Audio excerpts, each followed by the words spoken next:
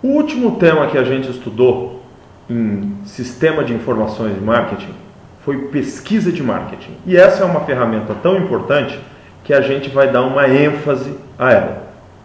Uma empresa começa buscando informações dentro de casa, que são os registros internos.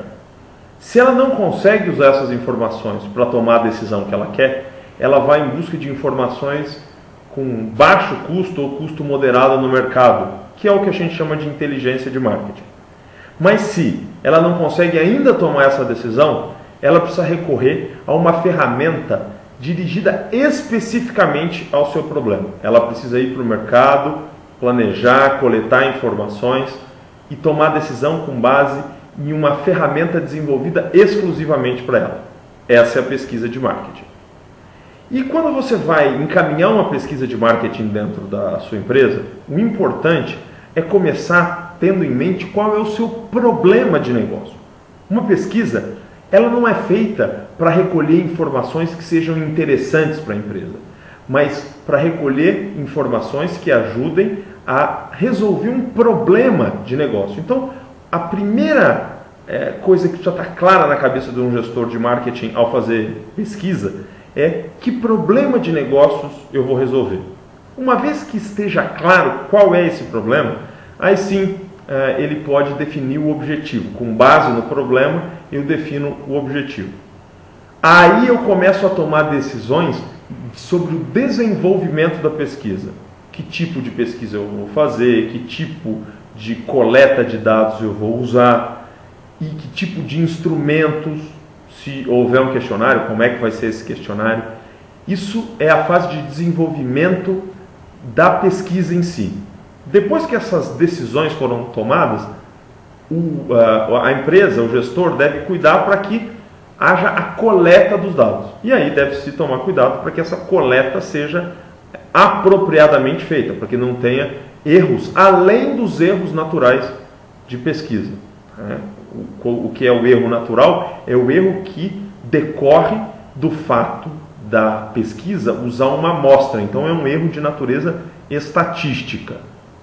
Passou pela fase de coleta, já tem os dados em mão? Os dados sozinhos não vão fazer nada. Os dados só vão começar a fazer sentido na medida em que alguém analisar essas informações. Alguém fizer as interconexões entre essas informações. Fez a análise? Aí tem que preparar uma apresentação. E para quem é feita essa apresentação? Para quem vai tomar a decisão. E por fim, alguém dentro da estrutura precisa usar essa informação para efetivamente tomar a decisão.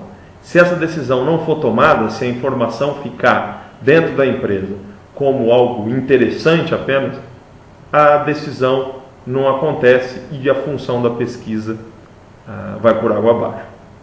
Com relação ao desenvolvimento da pesquisa, um aspecto que a gente viu em aula que eu queria reforçar é com relação aos tipos de pesquisa que existem.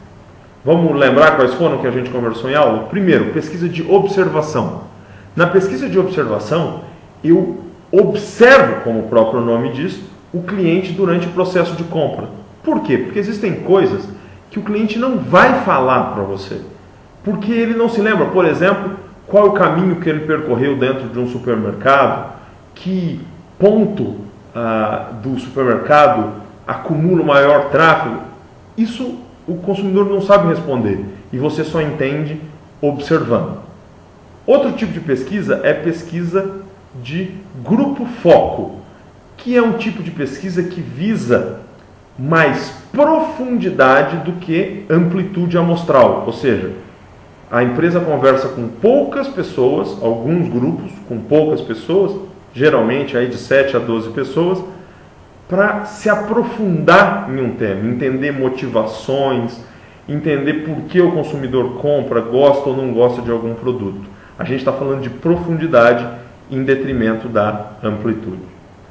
Aí eu posso ter uma pesquisa que é a mais comum, um tipo de pesquisa que a maior parte das pessoas já participou em algum momento, que é o levantamento. E o que é o levantamento? É você ir buscar informações com grande amplitude, mas pequena profundidade.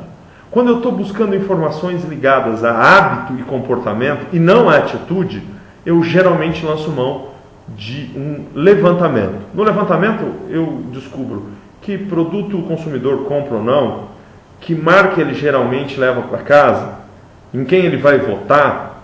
Ou seja, eu estou em busca de fatos, eu estou em busca de informações que não têm a ver com as motivações e as emoções do consumidor. Eu estou em busca basicamente de dados concretos. E existe um tipo de pesquisa que é a pesquisa experimental. Nesse tipo de pesquisa, eu estabeleço uma conexão entre causa e consequência com relação a uma variável. Então, se eu fizer esse anúncio, qual vai ser o volume de vendas? Se eu fizer essa promoção, qual vai ser o impacto nas minhas vendas? Ou seja, eu parto por uma relação de experimentação, que pode ser em laboratório, eu posso simular uma situação de compra, ou pode ser uma experimentação no mercado, como por exemplo um mercado teste. Aqui o objetivo é estabelecer o nível de correlação entre uma variável e a sua consequência.